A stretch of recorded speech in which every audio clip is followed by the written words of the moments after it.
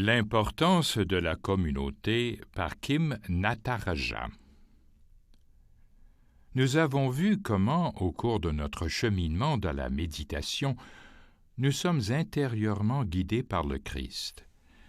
Mais extérieurement, nous sommes également soutenus par la communauté de méditation. Dans notre être le plus profond, dans notre essence même, nous sommes une étincelle de l'amour divin et de ce fait, nous sommes essentiellement dignes d'être acceptés et aimés. Une fois que nous avons réalisé cette vérité pour nous-mêmes, nous l'acceptons également comme vraie pour les autres. Nous pouvons alors véritablement, comme Jésus nous enseigne à le faire, aimer notre prochain comme nous-mêmes. Parce que nous nous voyons dans notre prochain. Pourtant, comme un père du désert le remarquait, cela prend du temps et il n'est pas facile d'y parvenir. Il m'a fallu 20 ans pour arriver à voir tous les humains comme un seul. Néanmoins, plus nous devenons conscients que nous sommes acceptés par Dieu tels que nous sommes, plus il devient facile d'accepter aussi les autres tels qu'ils sont.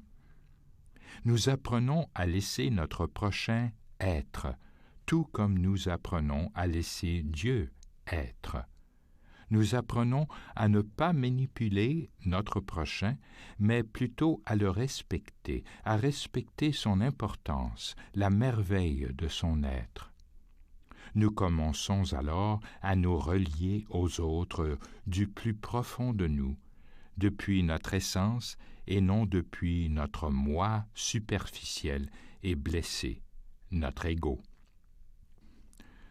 John Main dit, dans un mot dans le silence, « L'essence de la communauté est la reconnaissance et le profond respect de l'autre. » Notre comportement se fondera alors sur un sentiment d'unité et d'interrelation qui engendre l'empathie, le respect ainsi que le désir de service mutuel. Sur le chemin spirituel, les relations personnelles et la vie communautaire constituent des occasions essentielles où cet amour et ce respect pour nous-mêmes et pour les autres s'exercent le mieux. En nous frottant les uns aux autres, nous devenons conscients que nos réponses habituelles envers certains comportements et situations sont conditionnées. Nous avons besoin de comprendre qu'elles ont pris forme dans le passé et qu'elles ne sont pas appropriées au moment présent. Notre irritation et même notre colère, notre envie et notre orgueil révèlent nos blessures profondes qui proviennent d'un autre temps et un autre lieu. Des amis et des personnes aimées nous font ainsi prendre conscience de notre ombre. La pratique d'une prière-méditation régulière ensemble nous aidera tout particulièrement à transcender nos blessures. Prier ensemble signifie grandir ensemble.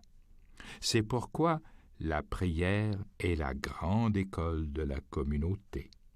Citation de Un mot dans le silence de John Main. Peu à peu, cette croissance conduit à une véritable connaissance de soi et par là à une prise de conscience plus profonde de la présence de Dieu. Dans The Inner Christ, John Main dit « Nous ne pouvons devenir pleinement présents à l'aujourd'hui de l'instant de Dieu que si nous pouvons nous détacher totalement du passé. Ceci, en retour, nous permet de grandir dans la personne que Dieu veut que nous soyons. » Le groupe de méditation et la communauté qu'il crée facilitent grandement cela. De plus, comme le dit Lawrence Freeman dans A Pearl of Great Price, il n'est pas nouveau que des chrétiens se réunissent pour prier. Tout le groupe des croyants était uni de cœur et d'âme. Ils se réunissaient continuellement dans la prière. C'est ce qu'on disait de la petite église de Jérusalem qui s'était formée après la mort et la résurrection de Jésus. Comme le christianisme se répandait, les premiers chrétiens se réunissaient pour prier en petits groupes chez les uns ou les autres, tout comme nous le faisons dans nos propres groupes de méditation.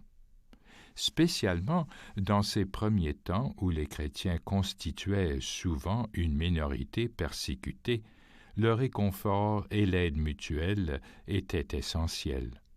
Nous aussi, nous avons besoin de ce soutien de nos compagnons de route dans un monde qui ne comprend pas et qui dénigre même notre quête spirituelle. De plus, la prière devient beaucoup plus puissante lorsqu'on prie ensemble, tout comme Jésus l'a enseigné. Quand 2 ou 3 sont réunis en mon nom, je suis là, au milieu d'eux. Matthieu, chapitre 18, verset 2.